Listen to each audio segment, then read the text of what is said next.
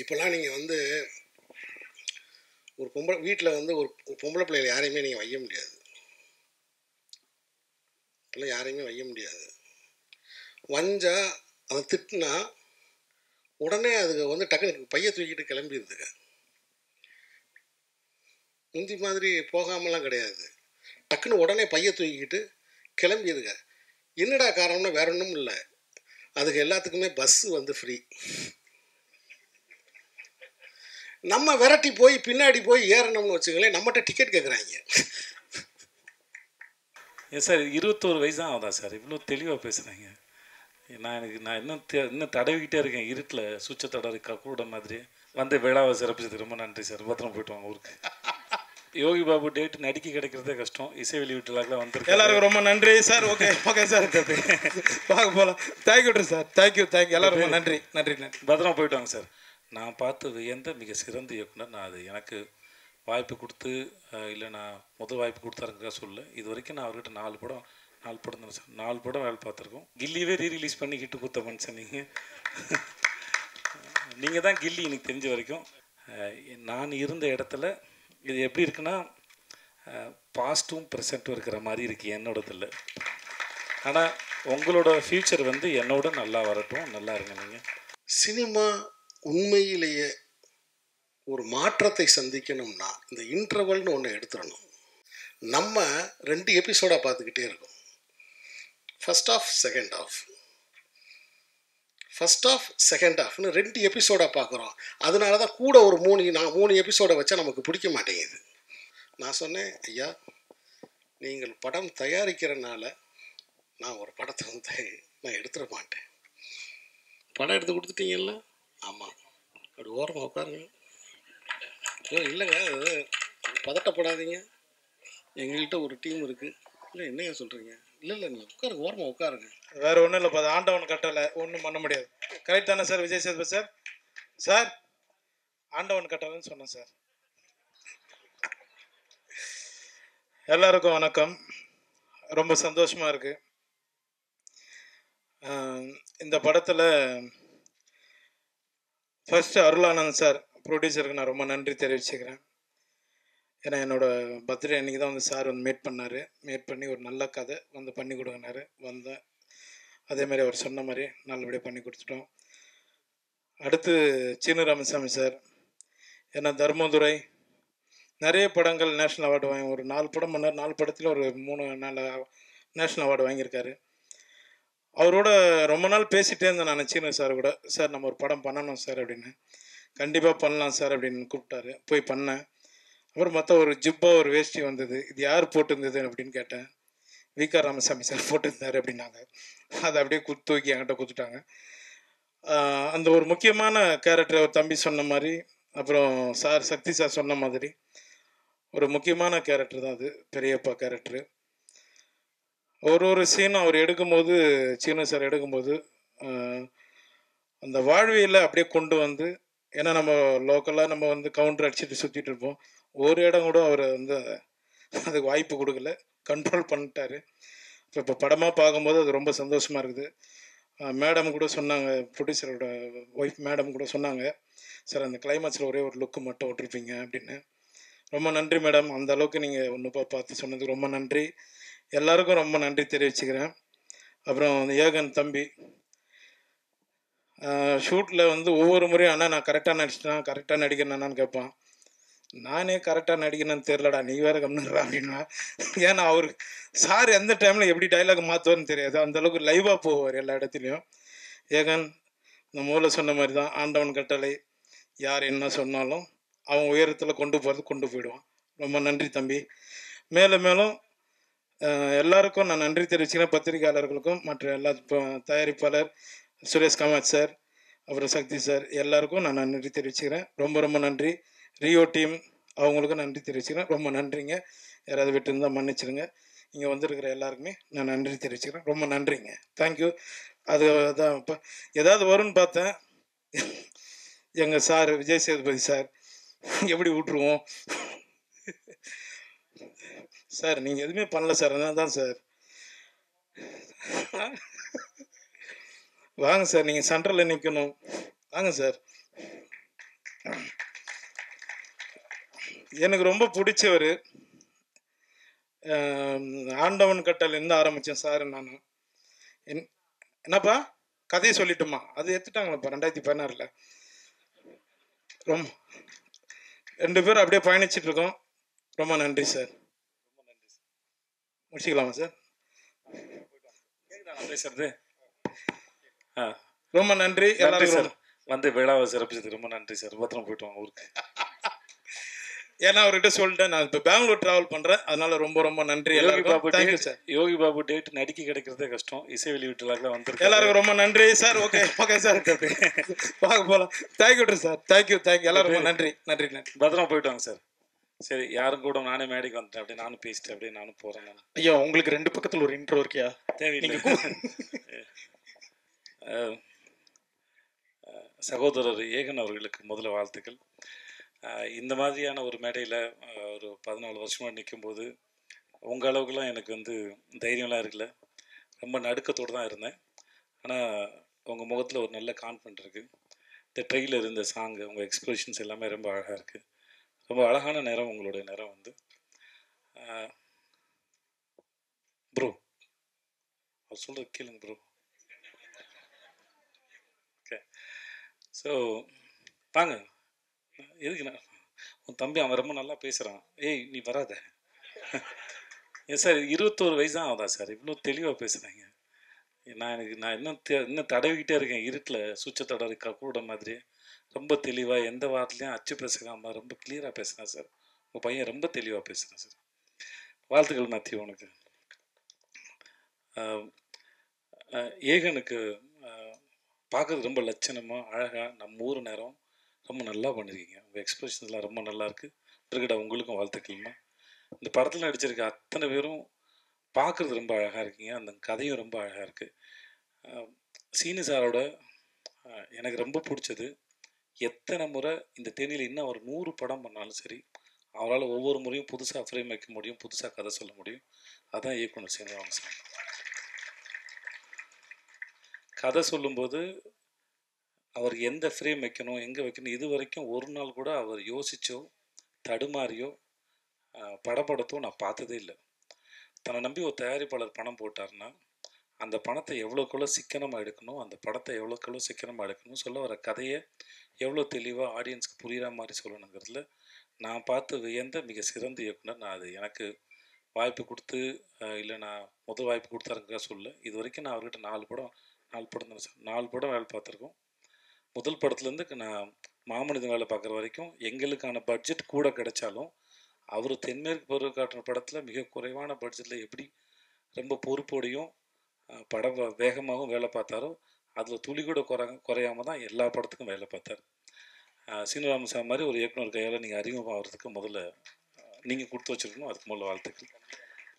ஏன்னா நேரம் கிடைக்கும் போதெல்லாம் வந்து தான் கற்றுக்கிட்டதையும் தான் தெரிஞ்சுக்கிட்டதையும் தன் மூலமாக இல்லை தன் நடிகர்களுக்கு பகிர்ந்துக்கிறதுல அவருக்கு ஒரு பெரிய இன்பம் இருக்குது. அதை கண்டிப்பாக உங்களுக்கு சொல்லி கொடுத்துருப்பாருன்னு நினைக்கிறேன். கண்டிப்பாண்ணே. அப்படி சொன்னதில் நிறைய விஷயம் வந்து உங்களை சுற்றியே தானே இருந்துச்சு.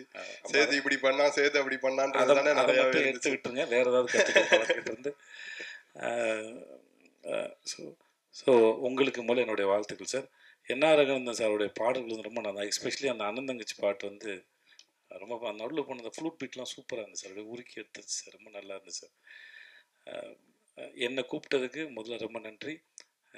நான் இருந்த இடத்துல இது எப்படி இருக்குன்னா பாஸ்ட்டும் ப்ரெசண்ட்டும் இருக்கிற மாதிரி இருக்குது என்னோடதில். ஆனால் உங்களோட ஃப்யூச்சர் வந்து என்னோட நல்லா வரட்டும், நல்லா இருங்க நீங்கள். ஸோ உங்களுக்கு சார் உங்களுக்கு நன்றி. சக்தி சினிமாஸ்க்கு ரொம்ப நன்றி. நீங்கள் ஒரு படத்தை பார்த்து நீங்கள் இண்டஸ்ட்ரியில் இருக்கிற பெரிய நல்ல கிசுவே உங்களை பற்றி நீங்கள் ஒரு படத்தை ரசிச்சிட்டிங்கன்னா அந்த படம் மக்களும் ரசிப்பாங்கிறது தான். கில்லியவே ரீரிலீஸ் பண்ணி கிட்டு கொடுத்த மனுஷன் நீங்கள் தான் கில்லி எனக்கு தெரிஞ்ச வரைக்கும். உங்களுடைய சக்தி இந்த படத்தில் மொத்தமாக இறங்கட்டும். சக்தி ரொம்ப நன்றி உங்களுக்கு. பிரிகேடா உங்களுக்கு வாழ்த்து. ஜீவா நன்றி, நல்லா இருப்போம்மா ஜீவா நன்றி. உங்களுக்கும் வாழ்த்துக்களுக்கும் நன்றி. எல்லாருக்கும் நன்றி. ரொம்ப என்னை கூப்பிட்டது ரொம்ப நன்றி. வரேன். நன்றி.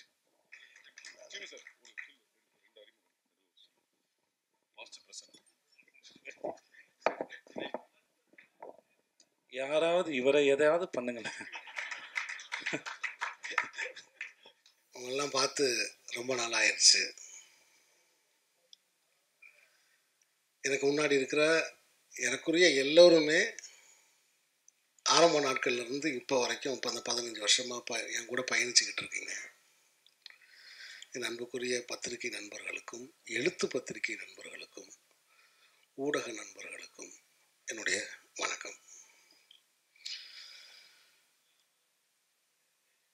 சினிமாவுடைய வளர்ச்சிக்கு மிக முக்கியமான தேவை என்ன அப்படின்னு நான் எப்பயுமே சிந்திச்சுக்கிட்டே இருப்பேன். ஒரு சினிமாவுக்கு ஒரு திரையரங்கில் ஒரு சினிமா வருது, அது திரையரங்கில் வந்து வசூல் பண்ணுது, அப்புறம் அந்த படத்தை அந்த மக்கள் மறந்து போயிடுறாங்க. அப்போ இது ஒரு வணிகம் மட்டும்தானா? இது ஒரு வணிகம் மட்டும்தானா? இது ஒரு சந்தை மதிப்பான ஒரு பொருள் மட்டும்தானா? இந்த கேள்வி எனக்கு ரொம்ப நாளாக உள்ளுக்குள்ள இருந்துக்கிட்டே எனக்கு இருக்கு. ஸோ இதுக்கு என்ன செய்யலாம், என்ன மாதிரி விஷயங்களை கொண்டு வந்து முன்வைக்கலாம் அப்படின்னு நான் யோசிக்கும் பொழுது எனக்கு தெரிஞ்சது நிலம். அது என்னோட நிலம், என்னோட ஊர், நான் வாழ்ந்த வாழ்க்கை, நான் வாழ விரும்புகிற ஒரு வாழ்க்கை.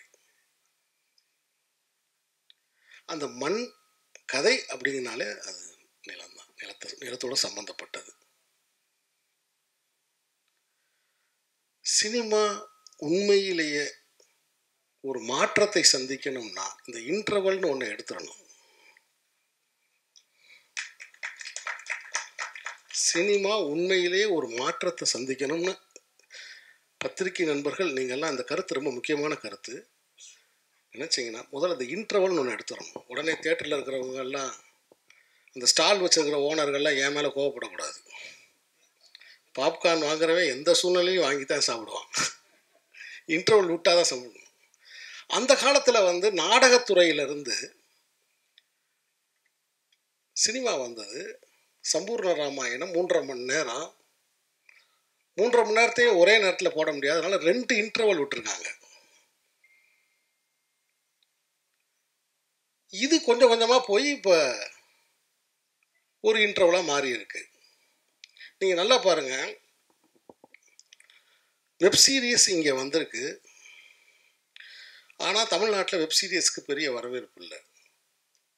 ஆனால் மேற்கத்திய நாடுகளில் நீங்கள் பார்த்தீங்கன்னா வெப் சீரிஸ்க்கு வரவேற்பு இருக்குது. என்ன காரணம்னா அவங்க முழு நீள படத்தை பார்த்து பார்த்து பழகியவர்கள், அவர்களுக்கு பாகமாக பார்க்கறதுக்கு பிடிச்சிருக்கு. நம்ம 2 எபிசோடாக பார்த்துக்கிட்டே இருக்கோம், first half second half, first half second ஆஃப்னு 2 எபிசோடாக பார்க்குறோம். அதனால தான் கூட ஒரு 3 எபிசோடை வச்சா நமக்கு பிடிக்க மாட்டேங்குது. அப்போ ஒரு சினிமா என்பது ஒரு முழு உடல். அதில் 1/2 மணி நேரம் போயிட்டு அதை ஸ்டாப் பண்ணிவிட்டு இதுக்கு முன்னாடி எப்படி இருக்குன்னு கேட்குறதே தவறு. முழு உடல், ஒரு முழு தரிசனம். அப்படி ஒரு முழு தரிசனம் இந்த கோழிப்பண்ணை செல்லத்துறையில் கண்டிப்பாக கிடைக்கும்.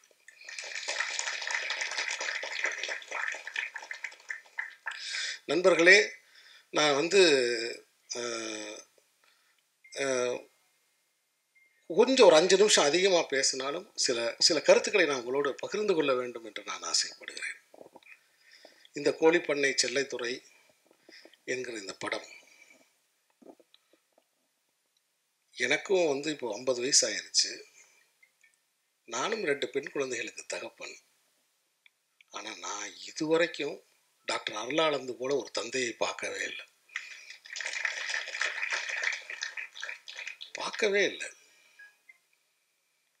எனக்கு தெரிஞ்சு உதாரணம் சொல்றது கூட காவியத்தில் கூட ஆட்கள் இல்லை.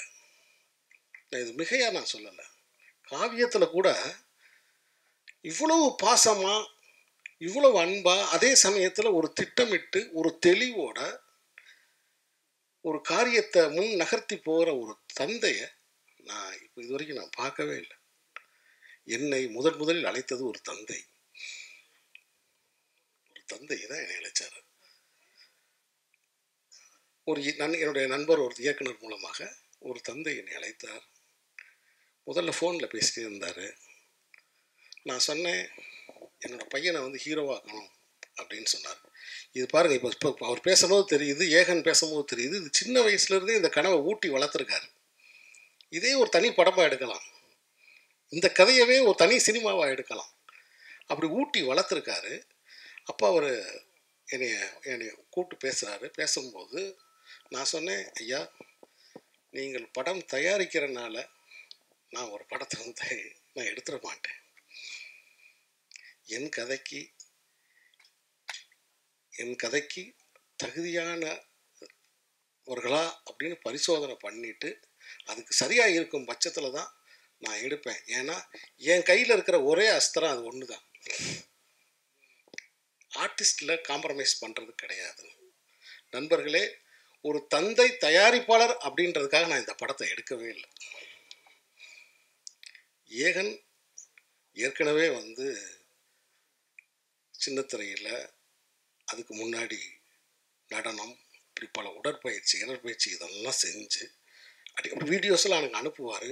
அதெல்லாம் நான் பார்த்து அந்த வசனங்கள் பேசுகிறது இது எல்லாத்தையும் பார்க்கும்போது ஒரு சினிமா வெறியன், ஒரு சினிமா காதலன், ஒரு சினிமாவுக்காக டெடிக்கேட்டாக இருக்கக்கூடிய ஒரு பையன்னு எனக்கு தெரிஞ்சிச்சு. நான் ஆடிஷன் பண்ணணும்னு சொல்லி வர சொன்னேன். ஆனால் ஏகனை நான் ஆடிஷன் பண்ணலை. வரும்போதே கவனித்தேன், உட்காந்து பேசும்போது கவனித்தேன், பேசும்போது கண்ணை கவனித்தேன். போயிட்டு வா தம்பின்னு சொல்லிட்டேன். ஏன்னா இந்த இளைஞன் ஒரு சிறந்த நடிகனாக வர்றதுக்கு வாய்ப்பு இருக்குது அப்படிங்கிறத நான் புரிஞ்சுக்கிட்டேன். சிறந்த நடிப்பு அப்படின்னா என்ன? நான் நடிப்பு சொல்லி கொடுக்குற வாத்தியார் கிடையாது. நடிப்பை வாங்குகிற வாத்தியார். நல்லா புரிஞ்சுக்கோங்க. நான் நடித்து காமிச்சு அவங்க நடிகன்னு சொல்கிற நடிப்பு சொல்லி கொடுக்குற வாத்தியார் கிடையாது. அப்படி யாருமே செய்ய முடியாது. இப்போ இளையராஜா ஒரு பாட்டு ரெக்கார்ட் பண்ணணும்னு நினைக்கிறாரு. வயலினே வாசிக்க தெரியாத ஒருத்தரை கூப்பிட்டு, இசைஞானி இளையராஜா வயலினே வாசிக்க தெரியாத ஒருத்தரை கூப்பிட்டு இந்த பாட்டுக்கு ரெக்கார்ட் பண்ணணும்னு ட்ரை பண்ணார்னா அந்த பாட்டை செய்ய முடியுமா? அவருக்கு வயலின் வாசிக்கிறது எப்படின்னு கற்றுக் கொடுத்து அதுக்கப்புறம் ஒரு சாங்கை ரெக்கார்ட் பண்ணணும்னு நினச்சாருன்னு வச்சுக்கோங்க, முடியுமா? மிகச்சிறந்த வயலின் வித்வான்களை அவர் அழைக்கிறார், மிகச்சிறந்த ராகங்களை அவர் வாங்கிக்கிறார். இதுதான் பாயிண்ட். அப்படி ஏகன் என்னிடம் வரும்போது முழு தகுதியோடு வந்த ஒரு இளைஞர். என்னுடைய வேலை என்னன்னா ரொம்ப சிம்பிளான வேலை தான். முதல்ல செட்டில் யாரையும் பதற வைக்க மாட்டேன். செட்டில் யாரையுமே நான் பதற வைக்க மாட்டேன். ரொம்ப கூலாக இருப்பேன். எனக்கு டென்ஷன் இருந்தாலும் அதை குறிப்பாக நடிகர்கள் மீது நான் காட்ட மாட்டேன். ஏகனை நான் திட்டினதே இல்லைன்னு நினைக்கிறேன். ஒரு நாள் கூட நான் திட்டினதில்லை. அதே மாதிரி யாரையுமே நான் திட்டவே மாட்டேன். முதல்ல கூலாக இருக்க விடுவேன். ஏன்னா நீங்கள் கயரை ஆட்டிக்கிட்டே இருந்தீங்கன்னா பறவைகள் அமைதியாக வந்து உட்காராது. எல்லாரையும் அமைதியாக என்ன ஒரு சூழலில் நம்ம இருக்கும் பொழுது அவர்களுடைய இயல்புணர்ச்சி வெளியே வரும். அந்த இயல்புணர்ச்சியை நம்ம தூண்ட முடியும். என்னுடைய வேலை ஒரு நடிகரிடமிருந்து இயல்புணர்ச்சியை தூண்டுறது தான். அதுக்கு முதல்ல செட்டை அமைதியாக வச்சுருப்பேன். இவ்வளோதாங்க, இவ்வளோதான் விஷயமே. அதனால் நான் யாரையும் அறிமுகப்படுத்தினதான் நான் எப்பயுமே நினைக்கிறது கிடையாது. ஏகனுக்கு ஒரு ஒளிமயமான எதிர்காலம் இருக்கு. அதற்கு ஒரு முக்கியமான காரணம் ஒரு தந்தை என்றாலும் ஏகன் நன்றாக வர வேண்டும் என்று அவருக்கு பின்னால் இருந்த அவருடைய தாயார் தினமும் பிரார்த்தனை செய்து கொண்டே இருக்கிறார். வேண்டாத தெய்வங்கள் இல்லை, அதை வேண்டிக் கொண்டே இருக்கிறார். என்கிட்ட வந்து அந்த ஷூட்டிங் ஸ்பாட்டை விட்டு போகும்போது உங்கள்கிட்ட ஒப்படைச்சிட்டு போகிறேன்னாரு அப்படின்னு சொன்னாங்க. கரெக்டாக 4வது நாள் ஏகனுக்கு கை பிசகிருச்சு. ஒரு இதை எடுத்து அடிக்கும்போது நான் ரொம்ப வருத்தப்பட்டேன் கடைசி வரைக்கும். ஐயோ, நம்ம எப்பயுமே பரிசோதனை பண்ணி பார்க்காம நம்ம எதையுமே செய்ய விட மாட்டோமே, இதை விட்டோமே அப்படின்னு நினச்சேன். ஸோ அப்படி மேத்யூ பற்றி சொல்லணும்னா இந்த 2 பேருக்குமே சினிமா நல்லா தெரியும். 2 பேருக்கு நல்லா சினிமா தெரிஞ்சால் ஒரு சினிமா தெரிஞ்ச இயக்குனர் நடுவில் எவ்வளோ தவிப்போட நிற்பான்னு மட்டும் பாருங்க. நான் சொல்கிறது உங்களுக்கு புரியுதா? அந்த நேரத்துலலாம் என்னை காப்பாற்றின பெருமான் அவர் தான். ஸோ ரொம்ப அற்புதமான பிள்ளை. நான் பார்த்து ரொம்ப வியந்துட்டேன். இந்த வயசில் இவ்வளவு பொறுப்புணர்ச்சி, இவ்வளவு கடமை உணர்ச்சி, ஒரு பிளான். ஒன்றும் இல்லைங்க, ஒரு நாள் ஏதோ ஒரு ஏக்கர் நிலம்னு சொன்னேன். அது எத்தனை ஃப்ளாட்டுன்னு சொன்னாப்புல. நான் அப்படியே அரண்டேன். இல்லைடா, ஒரு ஏக்கர் இடம்னு ஏதோ சொன்னேன். ஒரு ஏக்கர் 20 சென்ட் தம்பி அப்படின்னேன். அப்படியா சார்? அப்படின்னா அது இத்தனை ஃப்ளாட்டு சார் அப்படின்னாப்புல. ஸோ அந்தளவுக்கு அறிவு நுட்பம் எல்லாமே அவங்க தந்தை வந்து அந்த அளவுக்கு பிள்ளைகளை பிறருக்கு முன்னுதாரணமாக அவர் இருக்கார். இந்த நல்ல சந்தர்ப்பத்தில் நான் நிறைய எல்லா கலைஞர்களை பற்றி பேசுவேன். சக்தியா பற்றி, சத்யா தேவி. நான் சத்யா தேவி இதுக்கு முன்னாடி நடித்த அந்த ஆடியோ லான்ச்சில் நான் பார்த்துருக்கேன், பட் எனக்கு ஞாபகம் இல்லை. நான் அந்த இன்ஸ்டாகிராம் பார்த்தேன். அந்த இன்ஸ்டாகிராமில் அபிநயம் பிடிச்சா ஒரு பொண்ணு ஆடிட்டே இருந்துச்சு. யாரா அது? கருப்பாக இருக்கிற கேர் விஷயம் மாதிரி இருக்குது, கூப்பிடுங்கடா அப்படின்னு சொன்னேன். அதுக்கப்புறம் சங்கர் தம்பி தான் கூப்பிட்டு வந்தாப்புல. அப்படி தான் இருந்துச்சு. அதே மாதிரி எனக்கு வந்து என்னென்னா, நம்ம அந்த ஊரோட மனத்தோடு இருக்கணும். ஏன்னா நான் வந்து என்னென்னா, நிறைய படங்களில் கொண்டு போய் பெயிண்ட் அடித்து பிள்ளைகளை பூரா கலரை டல் பண்ணி வெயிலில் அலைய விட்டு ரொம்ப கஷ்டப்படுத்தியிருக்கோன்ற இயல்பாகவே அழகாக வரணும் அப்படின்றதுக்காண்டி அப்படி நாங்கள் வந்து இந்த படத்தில் நான் செலக்ட் பண்ணேன். அதே மாதிரி குட்டி புலி, தினேஷ் ரொம்ப சிறப்பான நடிப்பு, நீங்கள் சிறப்பான நடிப்பு. அப்புறம் அப்படி நிறையா பேர், நவீன், உமா மேடம், இப்படி பவா செல்லத்துறை இந்த படத்தில் ரொம்ப சிறப்பாக நடிச்சிருக்காரு. லியோ சிவகுமார், அப்படி நிறைய நடிகர்கள் இந்த படத்தில் தன்னோட பங்களிப்பை கொடுத்துருக்காங்க. குறிப்பிட்ட நேரத்தில், குறிப்பிட்ட காலத்தில் இந்த படம் பதியப்பட்டுருச்சு. இந்த கோழிப்பண்ணை செல்லைத்துறை அப்படிங்கிற படம் முக்கியமான ஒரு விஷயத்தை சொல்லுது. வாழ்க்கை என்னை கைவிட்டுருச்சு, இந்த வாழ்க்கை இல்லை, நான் தோற்று போயிட்டேன், இந்த வாழ்க்கையில் எனக்கு யாருமே இல்லை அப்படின்னு யாராவது நினச்சிங்கன்னா அவங்களுக்கு இந்த படத்தில் ஒரு செய்தி இருக்கு. இந்த பிரபஞ்சம் எந்த ஒரு தனி மனிதனையும் கைவிடுவதில்லை.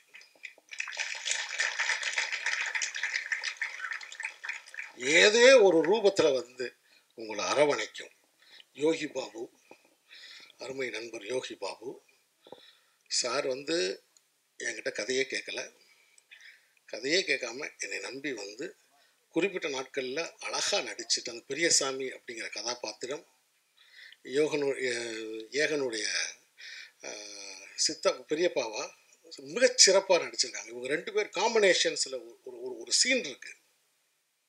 2 பேர் காம்பினேஷனில் ஒரு கொஞ்சம் சைலண்ட்டாக, அதே சமயத்தில் ரொம்ப உணர்ச்சியாக பேசக்கூடிய ஒரு காட்சி இருக்குது. ரொம்ப பிரமாதமாக அதில் ஏகனோட பெர்ஃபார்மன்ஸ் ரொம்ப பிரமாதமான பெர்ஃபார்மன்ஸ். நீங்களாம் பார்த்து ஆச்சரியப்பட போகிறீங்க. இது புது நடிகனா, புது ஹீரோவா அப்படின்னு நீங்களாம் ஆச்சரியப்படுவீங்க. அப்படி சர்வதேச விருதுகளும் தேசிய விருதுகளும் ஏகனுக்கு காத்துக்கிட்டு இருக்கு. படத்தில் இருக்கக்கூடிய எல்லா நடிகர்களும் இயல்பாக நடிக்கலைன்னா அந்த படம் வந்து இன்னைக்கு ஆக்லாண்டில் வந்து அமெரிக்காவில் அது செலக்ட் ஆகிருக்காது. 18ஆம் தேதி அந்த படம் அங்கே திரையிடுறாங்க. ஸோ அந்த படம் எடுத்த உடனே அமெரிக்காவில் திரையிடப்படுது. அதுமாதிரி அண்ணன் பிரபாகர், எனக்கு வந்து எழுத்தாளர் பிரபாகர் அவர்கள் இயக்குனர், இந்த கதையை நான் வந்து உருவாக்கிய பிறகு அண்ணன்ட்ட சொல்லும்போது எனக்கு அழகான ஒரு ஃபஸ்ட்டு டிராஃப்ட் ஒன்று எனக்கு ரெடி பண்ணி எழுதி கொடுத்தாங்க. இந்த படத்தில் நான் அவரும் சேர்ந்து தான் வசனங்கள் எழுதியிருக்கோம். அப்படி பெரிய ஒரு உழைப்பு இந்த படத்தில் இருக்குது. இந்த விழாவுக்கு வந்து சிறப்பித்த மக்கள் செல்வன் விஜய் சேதுபதிக்கு என்னுடைய நன்றி.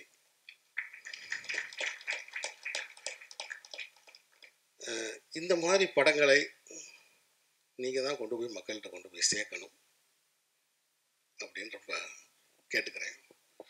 இந்த படத்தில் வந்து ரொம்ப ஒரு கொஞ்சம் தண்ணி மட்டும் வந்தாங்க.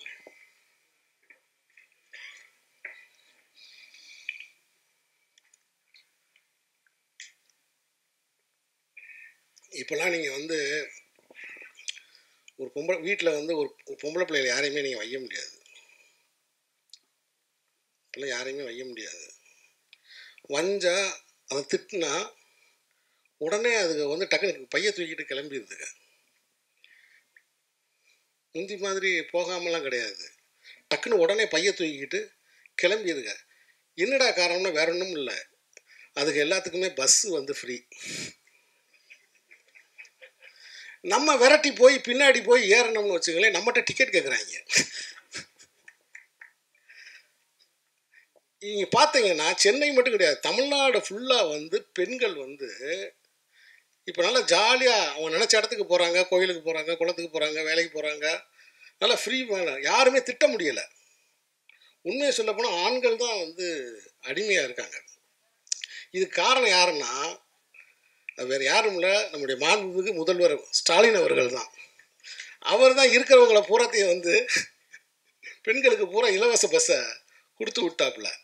இதை ஏன் நான் குறிப்பிடுறேன்னா, லியோ சிவகுமார் நடிக்கிற அந்த சீனில் இந்த மாதிரி விஷயங்களை நாங்கள் அந்த படத்தில் சொல்லியிருக்கோம். நல்ல விஷயங்களை